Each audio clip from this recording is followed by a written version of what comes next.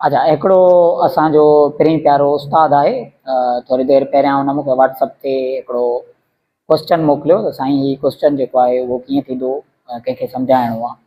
सो मां वरी चयो त जेकर इहो क्वेश्चन जो वीडियो ठाहे ऐं जेकॾहिं रखी छॾिजे त अहिड़े ॿिया जेके असांजा शागिर्द आहिनि उहे बि हिन मां जेको आहे उहो फ़ाइदो वठी सघनि।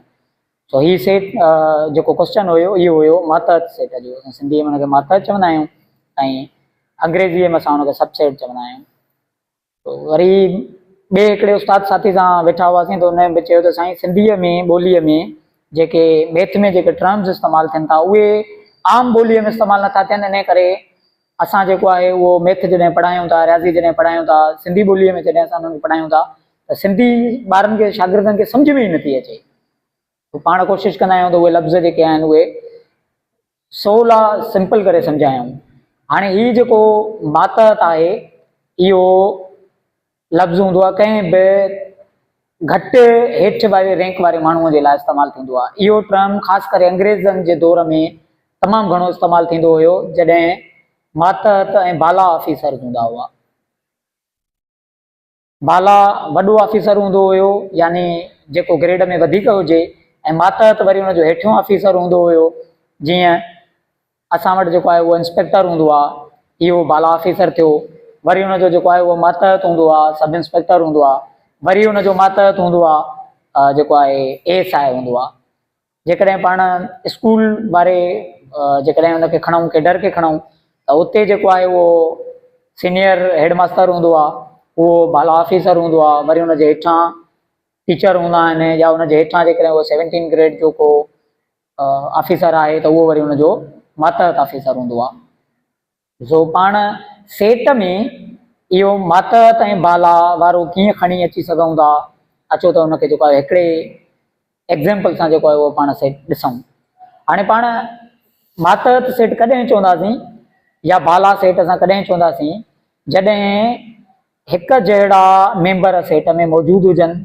जीअं हिते तव्हां ॾिसो था 5, 6, 7 इहे हिन जा मेंबर आहिनि A जा, ऐं 5, 6 ही वरी 1 खां वठी 10 ताईं मेंबर आहिनि। त 5, 6, 7 यकीनन हिन में बि हूंदा, मेंबर हिन में बि मौजूदु हूंदा, छो त 1 खां वठी 10 ताईं आहे। मेंबर ॿिन्ही में हिकु जहिड़ा आहिनि। हाणे असां ॾिसूं त कहिड़े सेट में मेंबर घटि आहिनि। जेकॾहिं हिन में हिकिड़ो बि मेंबर अगरि वधीक हूंदो त उहो हुनजो बाला सेट चवराईंदो, ऐं जंहिंमें मेंबर घटि हूंदा उहो हुनजो मातहत सेट चवराईंदो।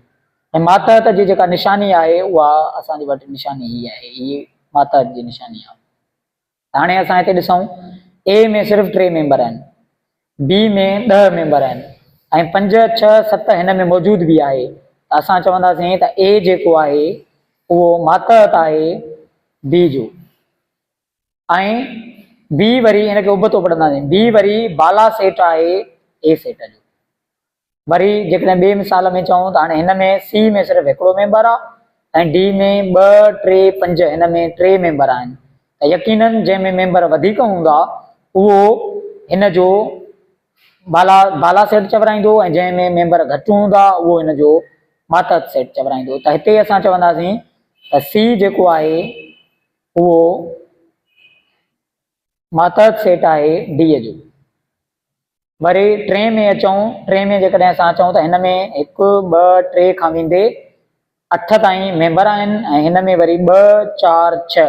हाणे 2, 4, 6 यकीनन हिन में बि मौजूदु हूंदा, पर हिन में जीअं त 8 मेंबर आहिनि, हिन में 3 मेंबर आहिनि, त असां चई सघूं था S जेको आहे उहो मातहत सेट आहे D जो। यकीनन हीअ तव्हांखे मां सवले नमूने में सम्झ में अची वियो हूंदो। जेकॾहिं को क्वेश्चन वग़ैरह हुजे त तव्हां कमेंट में जेको आहे पुछा करे सघो था। Thank U very much.